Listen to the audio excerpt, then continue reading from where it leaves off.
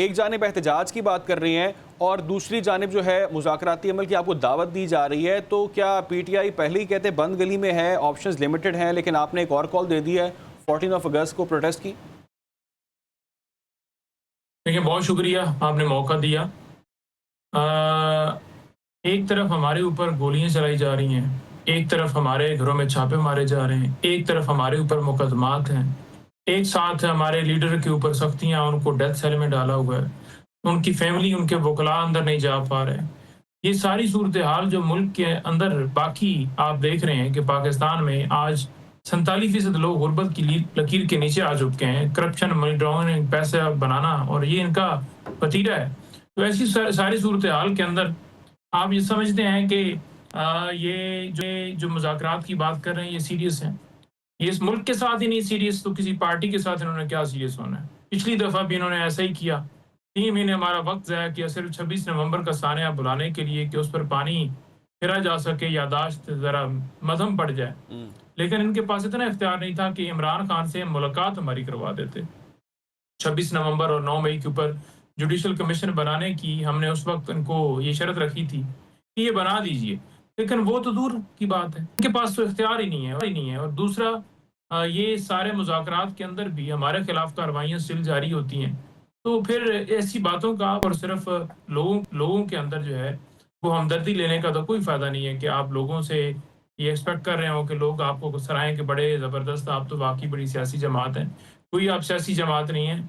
आपके लीडरान इधर बैठ के जो बातें करते हैं, जो इमरान खान साहब के बारे में बातें करते हैं, इस एहतजाज को ही आप उठा के देख लें कि मरीम नवाज साहिबा कह रही हैं कि कोई बंदा पंजाब में लाहौर आया ही नहीं, आईजी साहब इंतजार करते रह गए।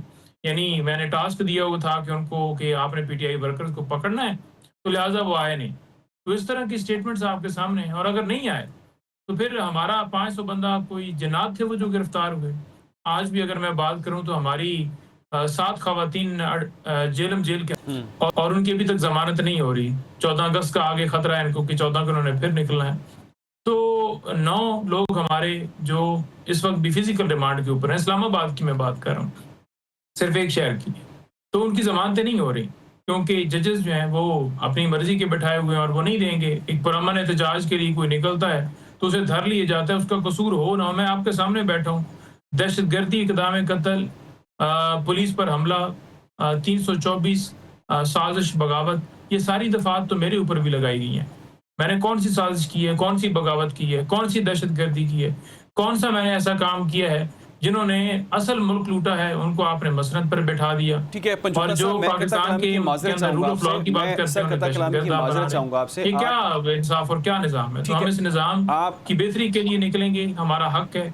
14 अगस्त हो, 5 हो या कोई और दिन हो, लेकिन इनको तो कोई दिन भी सूट नहीं कर रहा ना कि किसी दिन के ऊपर भी निकले। अच्छा, ये कहिएगा कि 5 अगस्त को क्या ऐसा नहीं हो पाया जो आप 14 अगस्त को हासिल करना चाह रहे हैं? देखें, जुल्म के खिलाफ आवाज बुलंद करना जिंदा कौमों की निशानी है।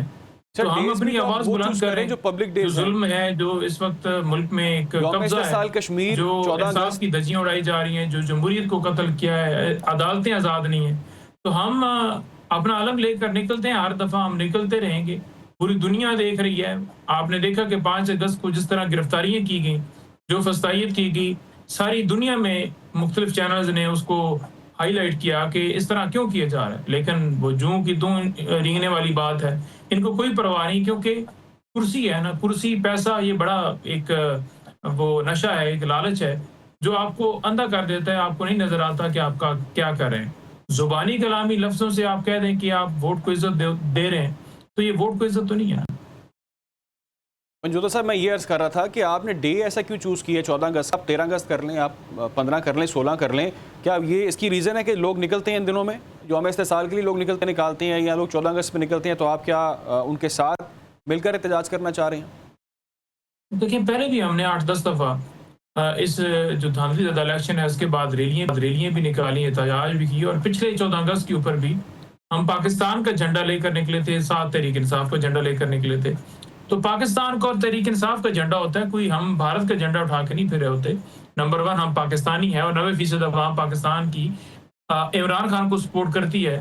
तो अवाम जो है वो पीटीआई का झंडा भी लेकर निकलेगी, साथ पाकिस्तान का भी झंडा होगा, 14 अगस्त का दिन मनाएंगे और साथ हम पीटीआई का झंडा लिए होगा कि हकीकी मायनों में हमने आज़ादी करी, क्योंकि पाकिस्तान आज़ाद तो हुआ था, हकीकी आज़ादी जो है अभी नहीं मिली। लेकिन उस सर हकीकी आज़ादी के लिए हमारी जद्दोजहद है। और 14 अगस्त के हवाले से अगर आप उठाएं, एक तकरीर मैं देख रहा था कल, जहां नून लीग के रहनुमा भी खड़े थे, पीपल्स पार्टी के रहनुमा भी खड़े थे, तो उन्होंने कहा कि हम 14 अगस्त को अब 14 अगस्त नहीं मनाएंगे, हम 14 अगस्त को जद्दोजहद आज़ादी के तौर पर मनाएंगे, क्योंकि 14 अगस्त की हमारी आज़ादी नहीं हुई।